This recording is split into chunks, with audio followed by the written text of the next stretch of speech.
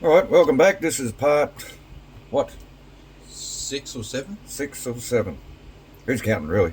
Of the Tamiya, well, I was going to say Bigwig, the Tamiya Boomerang build. Well, as you can see, we have our completed chassis, which we pretty much completed in the last video.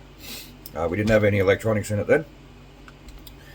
We've got all that in now. We've got our driver figure just roughly painted up and fitted in because, as I said, this is going to run, and hopefully it's going to be one of our regular runners, as long as we don't break anything. So overall, the chassis wasn't too bad to build. There were a few little things that got me caught sort of, hooked up a little bit, but that was just a matter of a completely different car to most of anything that I've built. Like I said, the Hot Shot was a long time ago, so all of those memories are pretty much gone out of the bank, if you know what I mean. Now, these wires, I haven't stuck this switch down anywhere because I'm going to wait until we cut and paint the body and see exactly where that wants to sit before I commit to putting the on-off switch anywhere. We went in and soldered a Dean's plug on the ESC there. What else?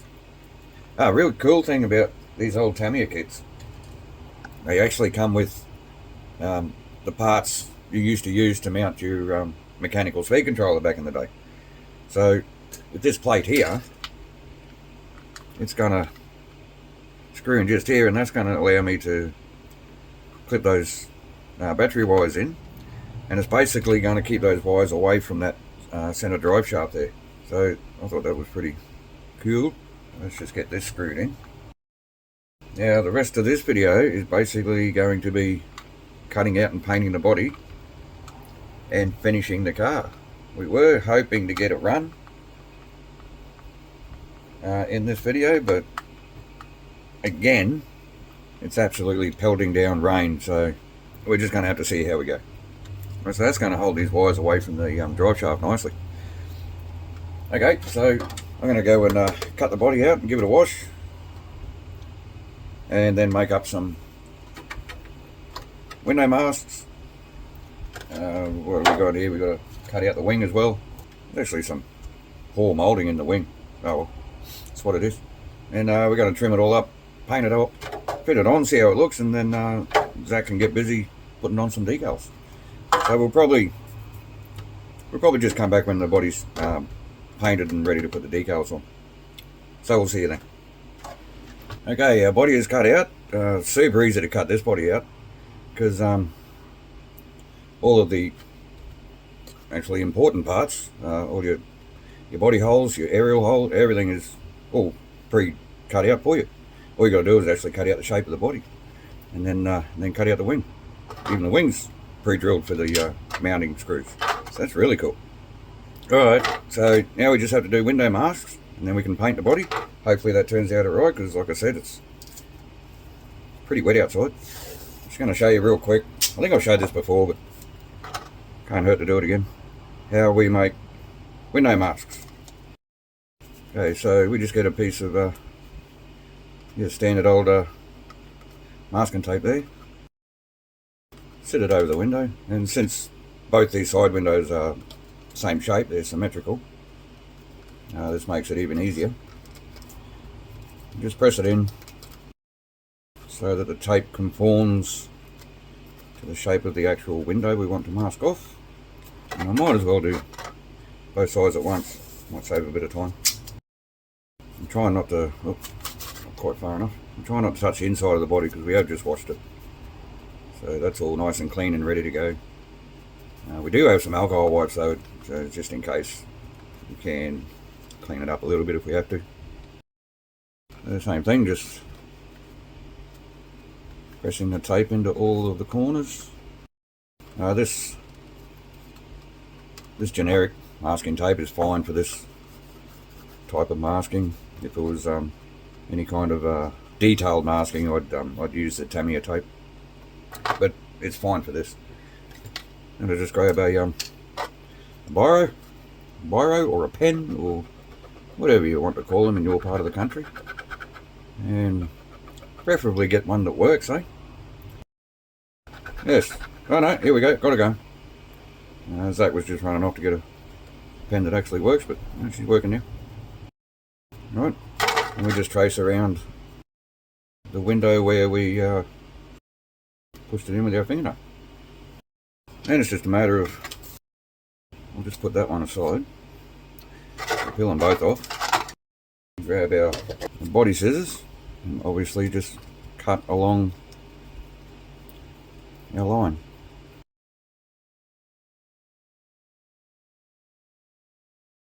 So we have our window mask cut out. Now this is the one that we marked on this side of the body, so this is just going to transfer straight over to the opposite side. And you just got to try and make sure you get everything lined up. Probably start from a smaller corner. Line it up as best you can. Okay, so that was a bit more of a chore than it had to be, but we got there in the end. Now I'm just going to do the other one real quick. It's going to be really quick for you guys because we're just going to chop this part. So there we have it, window masks are on. After all that, I just wipe the inside on with an alcohol wipe just to get the grease off my fingers. And then we're going to come in with the PS1 white first. Establish that colour, back it up with the silver, and then back it up with black, which is usually what we do on a white Lexan body car. So let's go downstairs and do that. Don't know if we'll show you the painting. We might just show you what it looks like in between coats, I guess. Alright, we'll see you downstairs.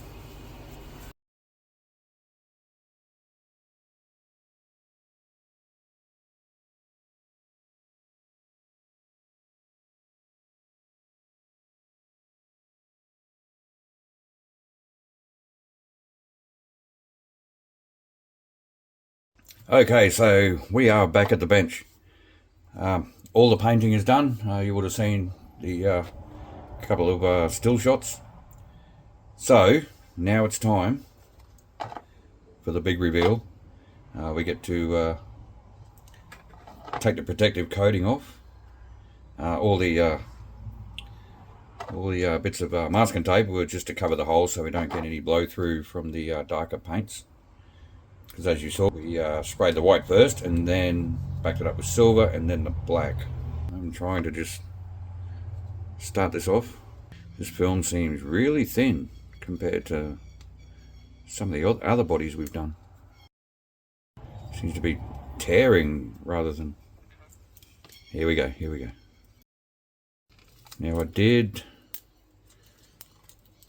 miss a couple of areas on this wing, and I'll show you where in a minute, and then I'll explain how you can not make the same mistake, or you can avoid the same mistake. More to the point. Yeah, this film is really thin, eh? Okay, so obviously no matter how bad your paint job is on the inside, the outside is still going to look beautiful and shiny. Now you can see right here, there's a bit of bleed through with the black, and there'll be the same on this side. That's the inside of the wing, where when I was spraying with the white, I didn't quite get enough white in there. And again, I did the same thing with the frog, I think. I didn't notice until I started backing up with the other colours. So we actually got a bit of tape left. I'll leave that for now, I'll get it later. No, actually, I'll do it now. Now, these areas here, because there's such a thin area to try and get paint inside there, what you could probably do, and there's probably, oh no, there's probably many ways you can do it. I would get your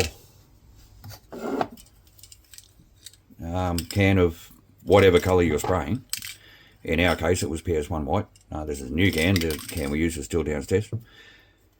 Just spray a little bit of this white into a container, maybe the lid of the paint can, and just get your brush and brush it in first into that tiny little gap. Because I put 4 coats of white onto these body parts, and I still didn't get enough paint into that thin area, and you can see that the darker colours showed through. I don't think it's going to affect the overall look of the car, but if I was to do it again, and obviously we are going to do it again, not with this car but other cars, I'll probably do that. I'll probably just come in and fill that area first with as much white as I can. If this was going to be a shell queen, then yes, you'd definitely go in and do that. That turned out alright. So onto the main body. Let's actually, Zach, do you want to do the honours on this one? Okay. It is like unwrapping a Christmas present. You can start from wherever you want. Obviously you're starting from the middle of the car.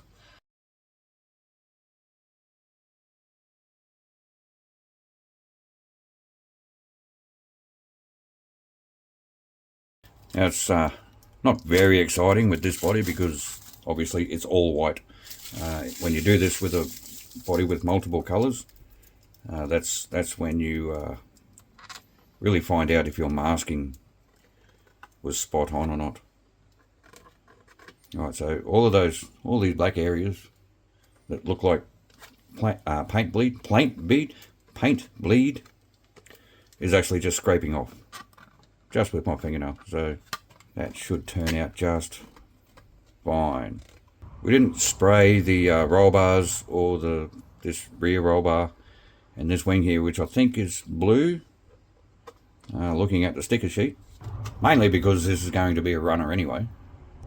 But looking at it now, it really wouldn't have been too difficult to mask that off and paint. But the stickers are going to be fine. Now, obviously, we have the window masks to remove, so we are just going to lift. And as I said, this paint is still, I mean, it's not wet, but it's not 100% dry. So hopefully we don't destroy anything. So that's one window mask taken off. Very nice. Second one, I'm just going to start it off with the knife again. Just like that. And the other window mask done. So the main attraction, actually, before we do anything, I have these bits of silver tape that did come with other kits, and they're just left over. And I'm just going to peel these off and stick them over the body post holes and these holes that sit on the front of the body. So give me a sec, I'll do that and we'll come right back. Okay, so Zach actually just pointed out when the body's sitting upside down like this, looking at it, it looks like the right way up, and we painted it black. It's a pretty cool illusion. So we've just covered the body holes with the silver tape. Now it's just a matter of you press down on the tape a little bit just to reveal an indentation of where the hole is, and then we just come in with a sharp blade and reveal all those holes. I'll just go around and do the rest real quick.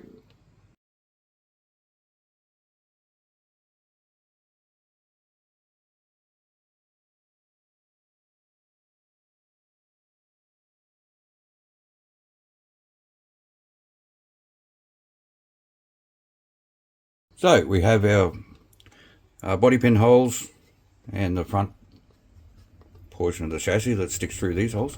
We have them protected with the silver tape. Now it's time to fit it to the chassis. Can I have the chassis, please, mate? Here we have our completed Boomerang chassis. Now we're not going to mount the wing permanently just yet. We just want to get a bit of a look. That actually needs to slide through there a bit first. I am jumping the gun a bit here because this paint really isn't dry enough to be playing with it. But just for you guys. So there is our painted, almost completed Tamiya Boomerang. Looking very nice. The next you'll see it, it'll have all the decals on. Decals? Stickers. and we're going to give it a run.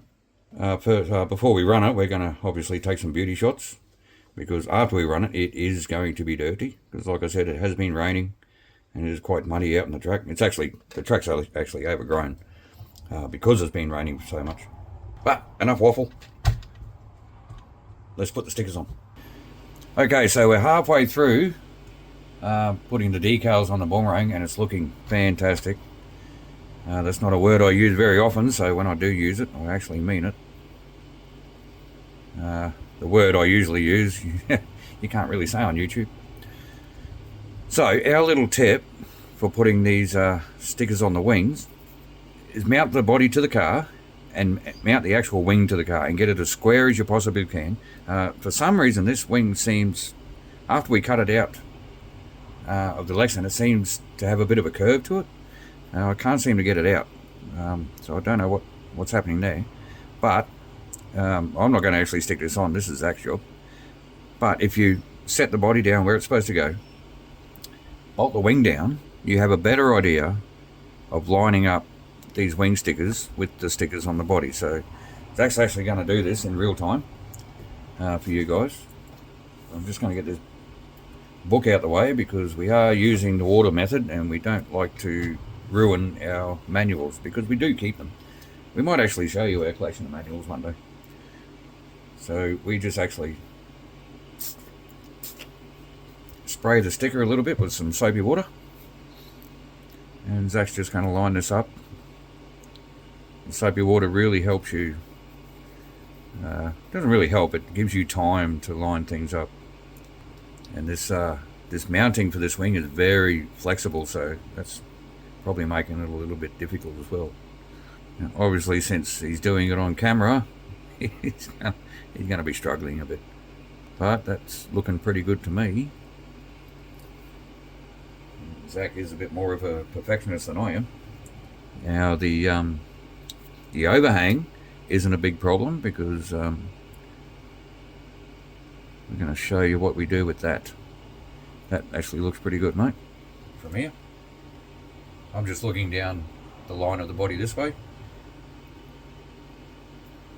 Like I said, the wing's going to move where it was, mate. I've got to move the letters a bit further up this way. Okay. This is a trick. You got to get it lined up with the sticker line this way, and you also got to get the racing team in the center of the wing. And then we just come in with a where's your rag? With a clean rag. We use a new microfiber cloth and just squeeze out any of the water and the soap.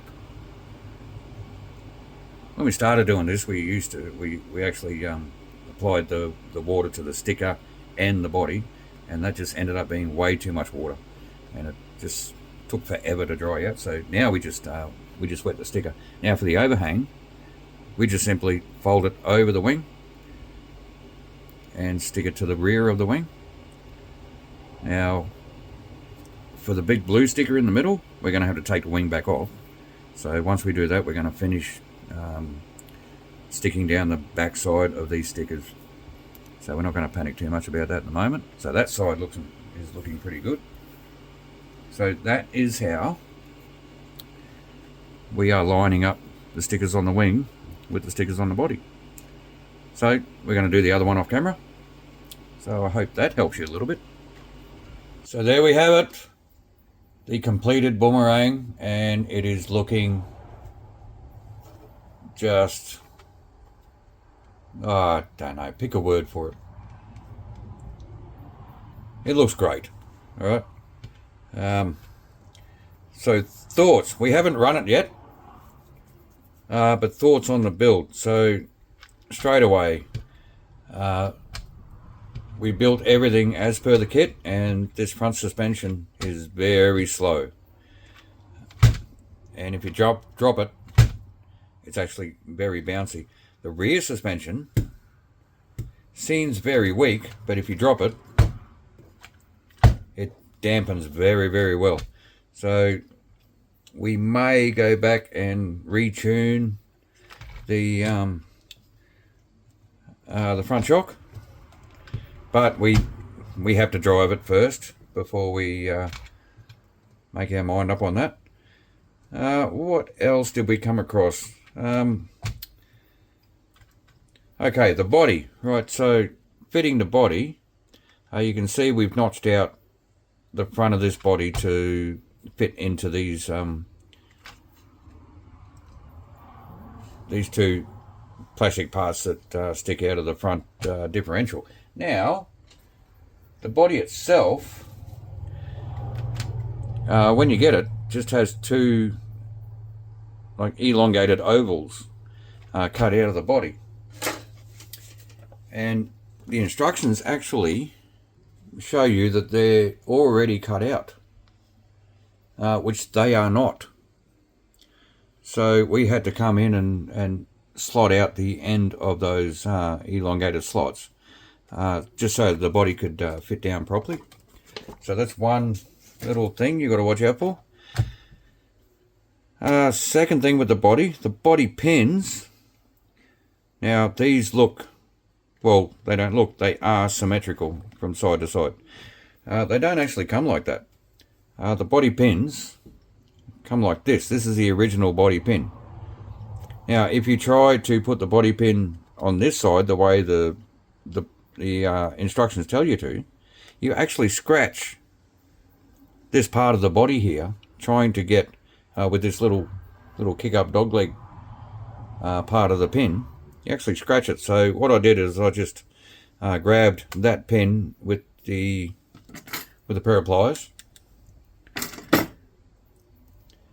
and bent the pin back the other way, and then manipulated it so that it actually still works again, so that now both body pins are symmetrical and you can slide them in without scratching the body.